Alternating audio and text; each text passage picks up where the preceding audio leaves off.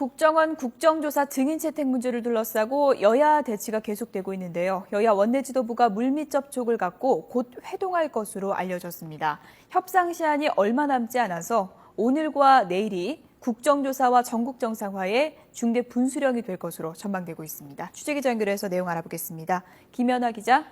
네, 국회에 나와 있습니다. 네, 국정조사 증인 협상 이르면 오늘 본격화할 것으로 예상이 됐는데요. 지금 어떤 분위기입니까? 네, 민주당이 장외투쟁에 나선 이후 여야는 증인 채택을 위한 물밑 접촉을 계속해왔는데요. 국정조사 증인 채택이 가능한 마지막 시한이 내일로 다가오면서 여야 원내 지도부 모두 막판 교섭을 위해 적극 나서고 있습니다. 새누리당과 민주당 원내 지도부 모두 오늘 협상에 총력을 기울일 뜻을 밝힌 상황입니다. 때문에 오늘이 국정조사 정상화를 위한 중대 고비가 될 것으로 보이는데요. 쟁점인 원세훈 전 국정원장과 김용판 전 서울경찰청장의 청문회 출석 보장과 김무성 의원과 권영세 주중대사의 증인 채택 등을 놓고 양측 간 이견이 커 진통이 예상됩니다. 만약 여야가 증인 채택 문제에서 절충점을 찾지 못하고 국정조사 기한 연장에도 합의하지 못한다면 청문회가 무산되면서 국정조사 활동은 사실상 막을 내리는 수순에 들어갈 것으로 예상됩니다. 하지만 국정조사가 아무런 성과 없이 끝날 경우 여야 모두 상당히 부담이 될 수 있다는 점에서 막판 타결 가능성도 나오고 있습니다.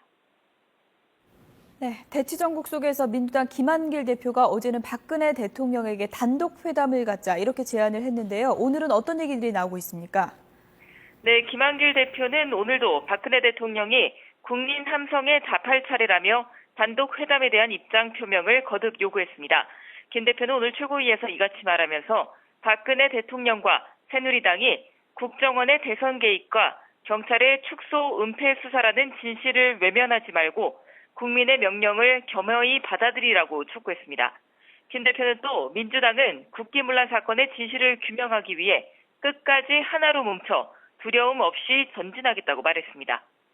민주당 전병헌 원내대표도 청와대가 국민을 대신한 제1야당 대표의 회담 제의에 이런 방구에 대꾸조차 없는 것은 예의 없고 오만한 태도이고 국민을 무시한 처사라고 비판했습니다. 하지만 대통령 단독 회담이 추진될 수 있을지는 불투명한 상황입니다.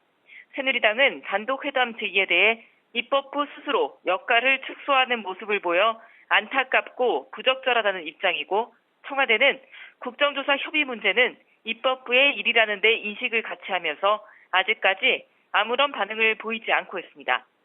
이런 가운데 새누리당 황우여 대표가 오늘 귀국해 불발됐던 여야 당대표 간 회동을 다시 추진할 것으로 알려졌습니다. 정치권 일각에서는 여야 대표 회담으로 전국 타계의 돌파구를 마련한 뒤 박 대통령과의 회담을 통해 전국을 정상화할 것이라는 관측이 조심스럽게 제기돼 추이에 관심이 모아지고 있습니다. 지금까지 국회에서 YTN 김현아입니다.